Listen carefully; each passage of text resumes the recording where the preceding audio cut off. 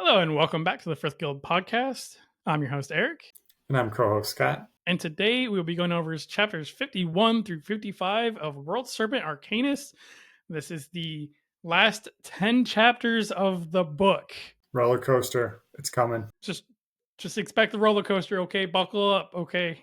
Before we get into today's discussion on 51 through 55, I also want to mention again Frith Chronicles Wiki down in the description section below for the link, along with the Capital Station Discord server.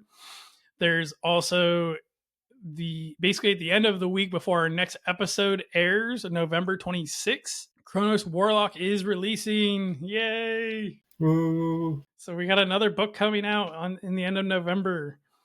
In just about a week. And then shortly after, just a few weeks after, we have Labyrinth Arcanist coming out on December 10th. All of the book releases now, just in time for the holidays. All right. And with that, we'll jump into chapter 51.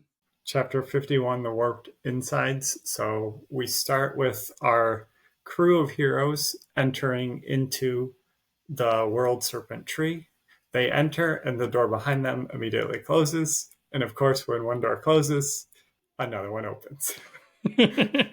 little poetic, but I did appreciate it. Riker does suggest going alone. I have seen horror movies before. I do not suggest that. Do not split up. He is very worried because he says that the Civil Arcanists were actually pretty vague about their fortune. So there's a slim chance that he thinks he might not actually be the one. Look, this is not the time to be debating what they said, okay? We're too late, okay? Too late. And Devlin's sitting there like, I spent months on a turtle's back, swimming all the way out here, and you're going to tell me you're not the one? Like, I understand I do too. This is not the time, okay?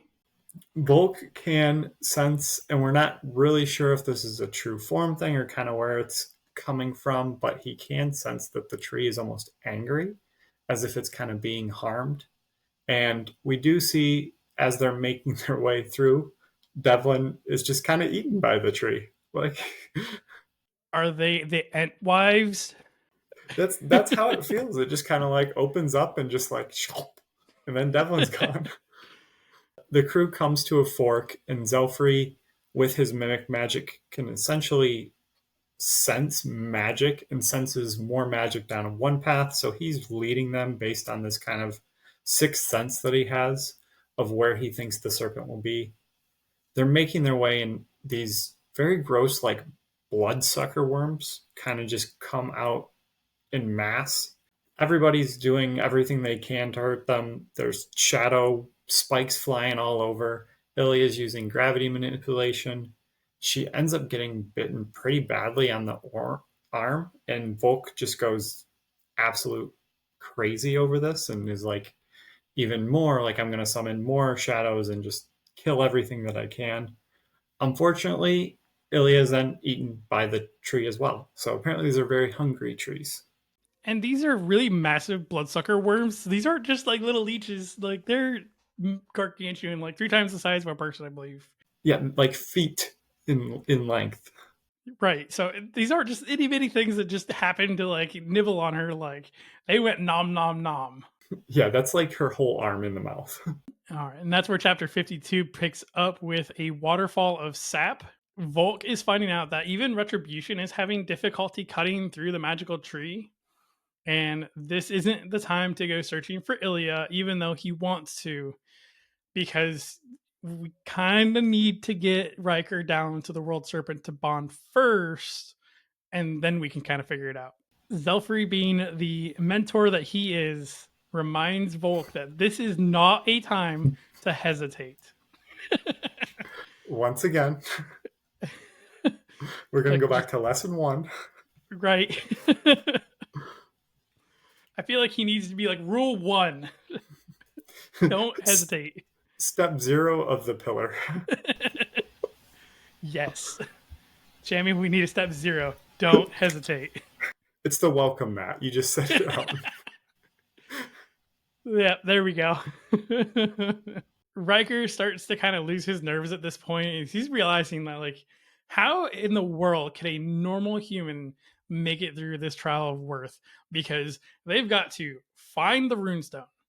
They've got to find where they're being spawned at. Because, again, who would have thought to go sailing in the middle of the freaking ocean for a massive tree? They've got to climb the said tree and use the runestone to get into the lair.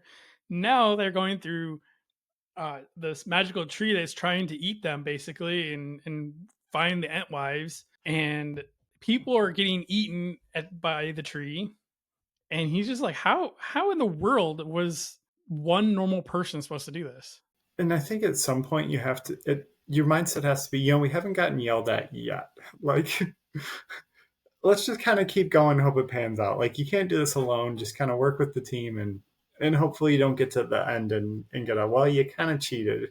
And I think Volk even makes a comment. I can't remember if it's this point or later on in the journey, but basically it's like, look, we went through the labyrinth in New Nora, so we kind of figure, like, if the Kepras wouldn't let us or would bond with us, I think this is acceptable. But this is also for a god creature. You're gonna have to make it hard. Dragons, they want you to fight to the death battle royale style.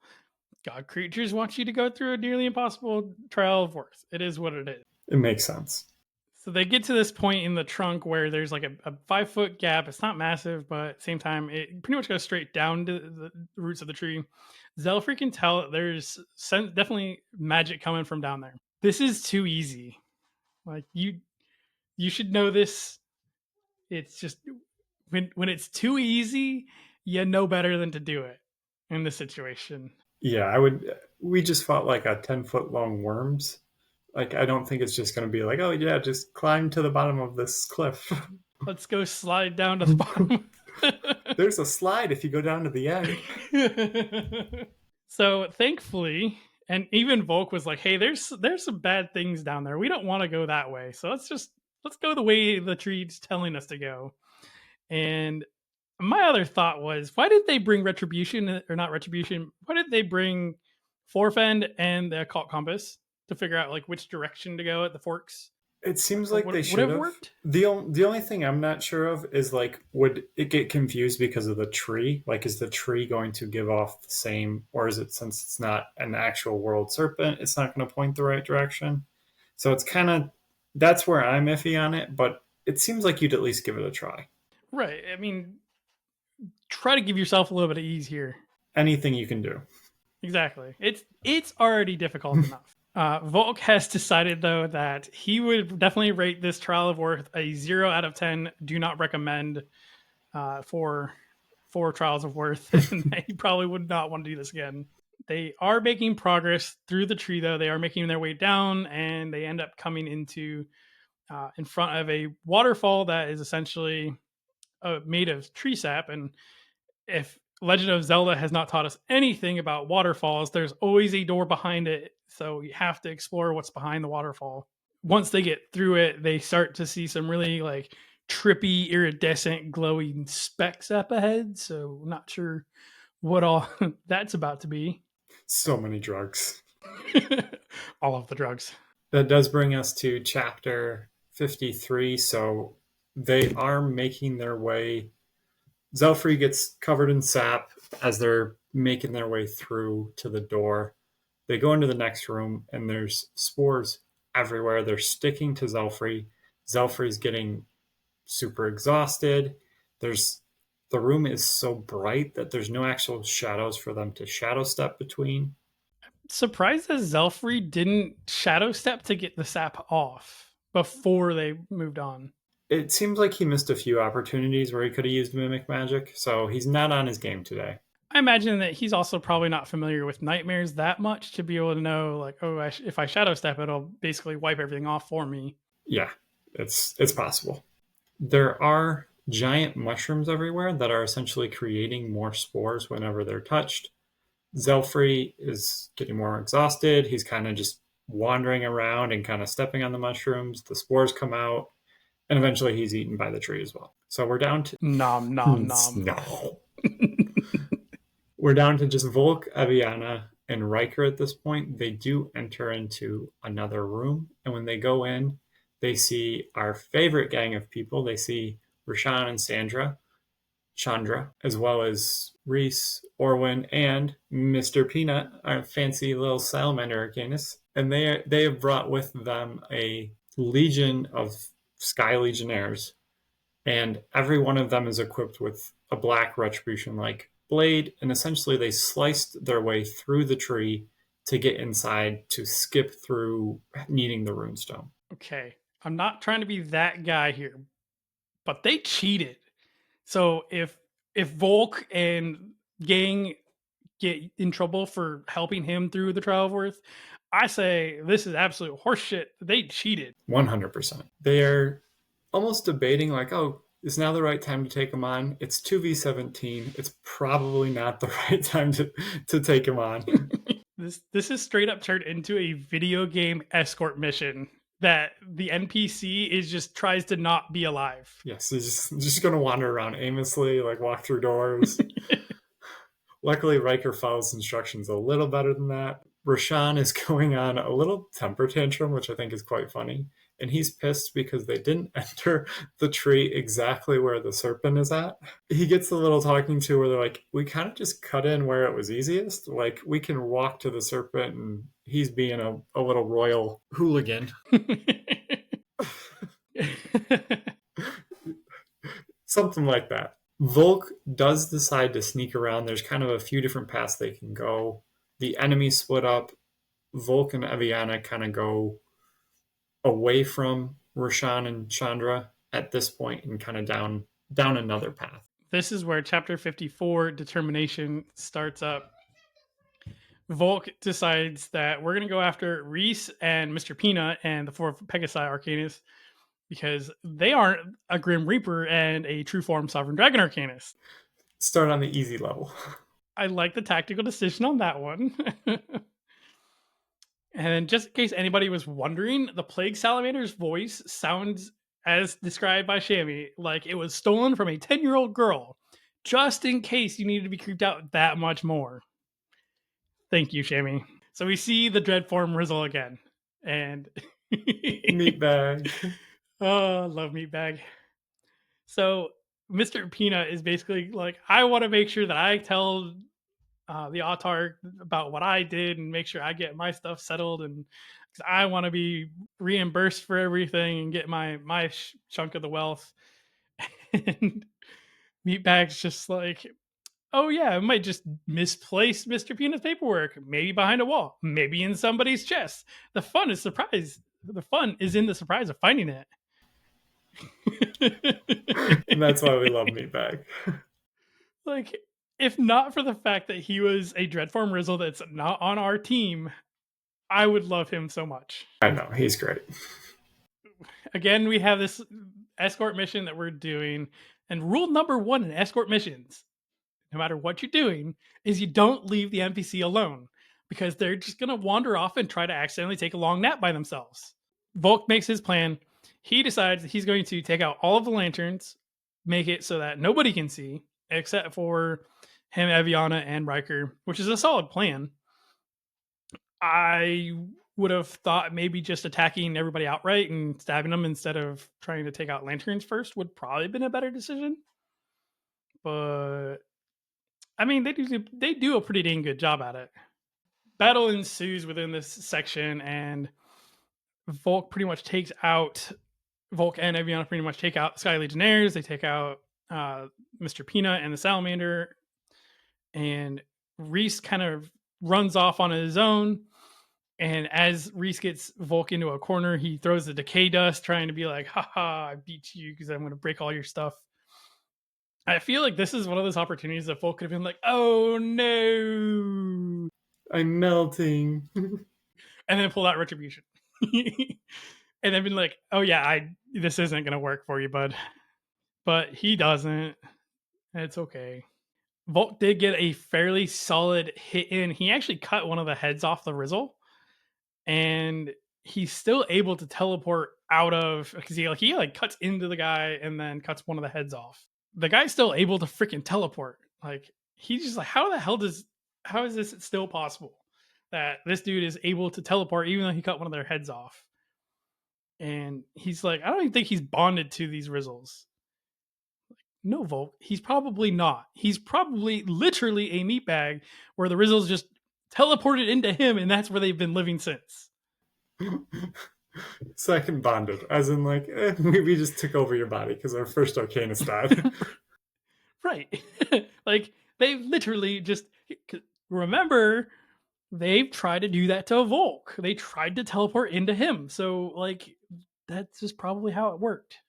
Unfortunately, Reese gets away and we finally make it to the last door of the dungeon, the one that we need to use our Jade Dragon Claw with the runes etched in it so we know what the proper combination is to be able to get into the last chamber.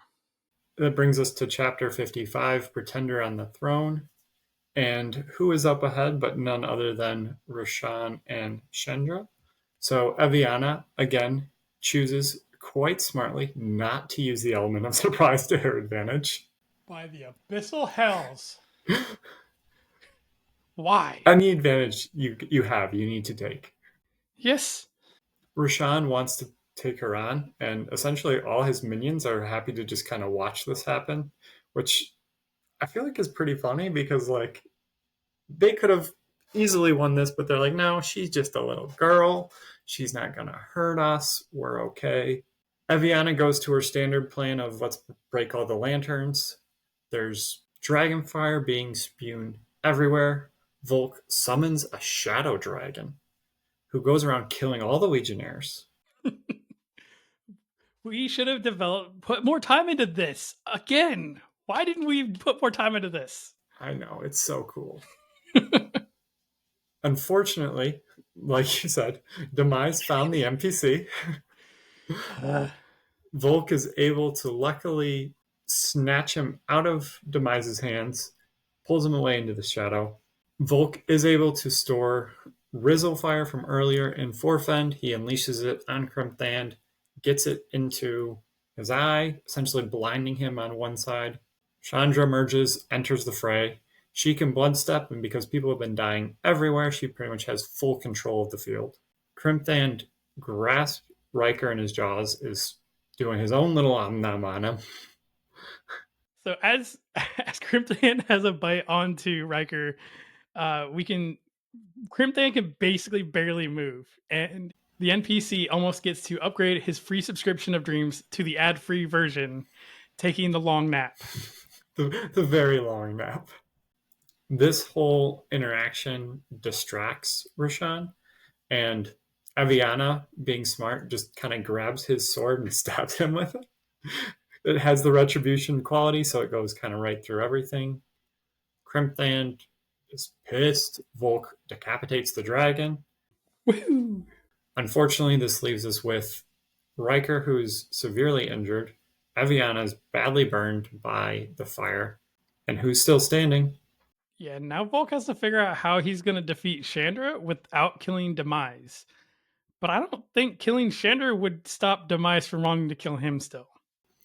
Yeah, that's not going to make Demise happy. So you're going to need some quick thinking on that one.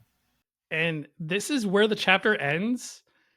And like, granted, when I read this, I read the last 10 chapters, or I can't remember how many chapters I read through. Essentially, like I was expecting Volk to somehow lure Crimthand into killing Demise, therefore invoking the King's Revenge on Crimthand. And I was like, this is going to be amazing. And it didn't happen. That's where I was as well. I was like, somebody's going to get some friendly fire going on. I don't know if it's Rishan, who it is, but somebody's going to accidentally kill Demise. And there's no more bad guys left to kill Demise. No. And I was thinking maybe like if Volk stored Dragonfire into Forfend and then blasted it at Demise like he did back on the ship, I was like, well, maybe because it wasn't Volk's power or his hand, quote unquote, killing Demise, that maybe that would not count and would essentially kill Crimthand. You know, it's a facto kind of thing. But again, Crimthan dead. Now Crimthan and Rishan dead, and now it's literally just Chandra, Demise, Evianna and Lashel, Volke and Luther and Riker. Not a lot of options. No. So you'll have to wait till next week. Perfect cliffhanger. So with that, we are going to stop for this week's 5 chapters. There's so much in me that was like maybe one more, but can't do that. Gotta keep you hanging. So we will go over our bestiary section. We're going to do the Leviathan and the Relic Keeper this week. It's pronounced Trash Dragon, I believe. Yes, I forgot. My apologies. Go haze myself. All right, so starting with the Leviathan. Again, these are massive titans of the ocean. They are larger than 3 man-of-war ships. So remember, we have Callisto's ship. They are 3 times that together. And they have a serpent-like body. They have massive fins and jaws that are filled with huge fangs. We did see a Leviathan at the very, very first book in Nightmare Arcanist with Ruma and his Eldrin. I don't remember his name. It was fitting, but I don't remember. My apologies. Oh, Decimus is his name. Yes, thank you, Decimus. Holy crap. So I know it was extremely fitting when we learned about what Decimus looked like as far as being a almost dread form Leviathan, but then he decimated the town. In order to achieve the trial of worth, they must display leadership, oftentimes involving them organizing people to find a hidden object at the bottom of the Leviathan's Bay. These are a very well-known Tier 3 mystical creature, and this is something that even Thiessen has in his book. They are a progeny reproduction, which the females will often pick rocky bays to lay their eggs in, and they only do this every 10 years during an ocean storm. And the male Leviathans must then fertilize the eggs. They are able to evoke storms, manipulate water, and augment air. So they are pretty much the ducks of the world, minus being able to walk on land. For their imbuing magics, they are able to grant immunities to elements found in storms, so lightning, hail, that kind of thing. They have a climate aura, which they can create, and it forms clouds overhead that are so thick and darkens the skies that I imagine nightmares would benefit very greatly from this. And while they have their aura active, they can control the very weather of the area, and they can cause it to rain, they can cause it to snow, they can cause it to hail, all of that stuff, just as a thought. They are innately able to breathe underwater, and they are immune from cold effects, along with immune from lightning. And they can also drink salt water as if it was fresh water. So they would never have to worry about dying from thirst because they could literally drink any water. They have a virtue true form, and they have to embody the essence of an explorer. With this, they have to basically see way more than what they could ever have imagined to have seen, and then their Eldrin will transform. And once it does achieve its true form, their bodies become more whale-like. Because they're not big enough as it is, they're going to grow even bigger and actually double in size. They're going to grow thick fin-like arms, and they're going to have claws too. And these massive creatures can create tsunamis by leaping into the water. So not even having to manipulate, but literally just like belly flop into the water, and they be creating tsunamis. Their true form abilities is good fortune, and that they are able to settle down to make a home. Their ambient magic makes the waters smoother and the winds calmer. So anybody living in that area of effect will never know terrible storms. I also want to say with the true form with this, it reminds me a lot of the Skyward Sword Legend of Zelda Leviathan in the sky clouds. So like just what I'm picturing. So as far as in world lore, Leviathans and their arcanists are mostly seen as swashbucklers and adventurers. Most of the time they are greeted with open arms and ports, and they even get paid by some nations quite a lot of money to live in their area, in their city, so that way they can benefit from their aura and their permanent effect. They are very highly thought of and sought after for jobs of great importance. And with the real world inspiration for Chamois, Leviathans in the Frith Chronicles are based off the Old Testament. And in most tales, it's an evil creature that lurks in the depths. With the Leviathans, though, first came from the game series of Final Fantasy for her, and she always considered them helpful creatures of the ocean. And because of this, the Leviathan that's seen in Nightmare Arcanist is secretly evil because of the arcane plague, while most other Leviathans in the series are very noble creatures. That brings us to the Relic Keeper, or Trash Dragon. And as a description, when it's not moving, a Relic Keeper resembles a pile of trash. Yeah, that's it. Trial of Worth. So to bond with one, you actually have to sift through a bunch of different trash to find hidden treasure buried within, often causing you a bunch of scars and cuts on your body. They are tier 3 and do reproduce through fable, so once useful objects have been sequestered for over 100 years, so something like pirate treasures, hidden libraries, time capsules, this pile then becomes the trash dragon. They are able to evoke razor dust, so it's a glass powder that's large fragments that can cut through skin.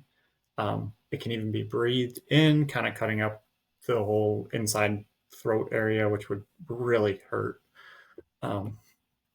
They are able to manipulate trinkets, so they can activate or deactivate trinkets. Does not count for artifacts, so just kind of minor magical items. And they are able to augment stasis. So we do see this with Volke. Essentially, they can put arcanists, Eldrin into kind of a alive but can't move state. And they are also able to kind of augment themselves, which allows them to become fortified. They don't need to eat or sleep until the augmentation wears off. When imbuing, it does kind of just magically enhance other magics that are already there. So just kind of a little like extra +1 to whatever magical power is already there. Their aura is the treasure hoard. So trinkets in the area glow golden, and as the Relic Keeper moves around, the trinkets appear within its body, and then the Arcanist and Relic Keeper are able to use those trinkets as if they were their own. It does also grant the innate ability to sense kind of the purpose, the strength, and the use of different trinkets and artifacts. Additionally, Relic Keepers, not the Arcanists, but specifically the Trash Dragons, don't need to sleep, eat, or breathe. So super handy, really cheap to keep alive. We do also see with the Relic Keepers, as far as like sensing the trinkets and artifacts, that kind of only goes to, I think, up to what, tier 4? Anything tier 5 and anything tier 5, they can't really, they can sense it, but they don't know what it is, right? Yeah, we see Thiesen's able to, with Forfend at that point, essentially, he's like, I can't tell what that is, but I can tell, 1, you messed up making it, and 2, is really powerful. So some kind of like general magical sense, but not as strong when it's God form item. Their true form appearance. So to get true form, I guess first, their true form is a Gaius, so they must break 5 artifacts and add those pieces to their Eldrin for it to transform. And this allows the Relic Keeper to really crystallize throughout most of its body, so it's a dragon-shaped creature at that point. It is a trash dragon, as we would say. It has stained glass wings, a crystal body, and becomes gold. Its true power is reflect, so any magic that comes is essentially negated and reflected back at the wielder. So very similar to kind of what we saw with Forfend, where it shoots things back. It's not trash dragon power, but very similar magic. And within the world, they are often bonded with researchers, librarians, adventurers. So they are strong creatures who are often seen as noble protectors of magical advancement because they're able to sense the purpose and use and have a knowledge around a lot of magic. The real world inspiration of these is raccoons. No, it's not. I wish, though. They are one of a few creatures that was kind of created solely for the series. So Chamois is said to love abstract trash piles. That's a quote. That's not A speculating. that is her words. So the Relic Keeper is kind of designed to be a major antagonist and kind of be both spooky and inspiring, and very loosely based on a myth that any item of Japanese lore that reaches 100 years old is then given a soul and comes to life. All right. And with that concludes this week's episode. I'm going to shamelessly plug that I am doing another podcast channel with my wife, Kristen, doing book reviews on pretty much any and all types of books, not just Frith Chronicles or fantasy. We do romantasy, we do thriller, all of that stuff. So if you guys want to go check that out, that'll be at the Dragons Book Lair because I love dragons. It's got a nice little shirt. I love dragons. I really should have a shirt that says I love dragons. Like, I don't know why I don't yet, but it's probably next on the list. I like dragons.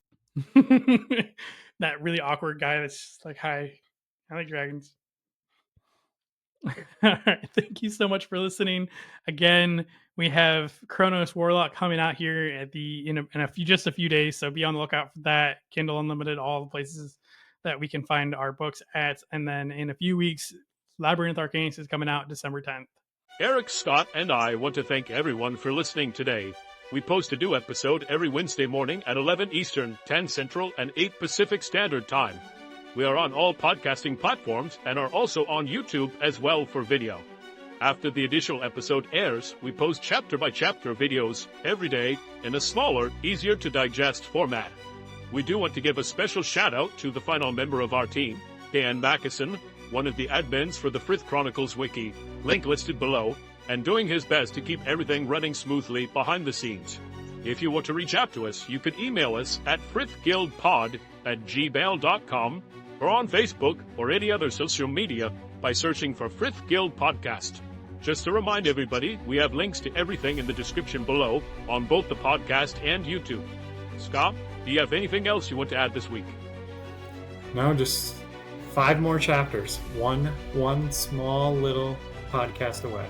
Ah, yes. Patience. All right. Thanks, everybody. Have a good one.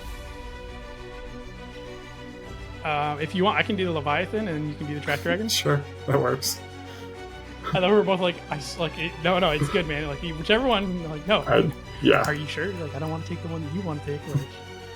Like, I went on the wiki and searched Trash Dragon instead of Relic Keeper. I'm like, why did nothing come up? Because that's not what it's called.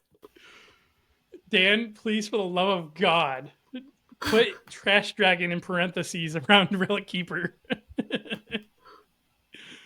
I'm going to do that. I'm sorry, Dan. I am so sorry. I'm going to do that, actually. I'm going to go in there and edit it, and he's going to be like, who the fuck did this? No, he'll know I did it, because it'll show mine, but yeah, it'll be okay. It'll buff.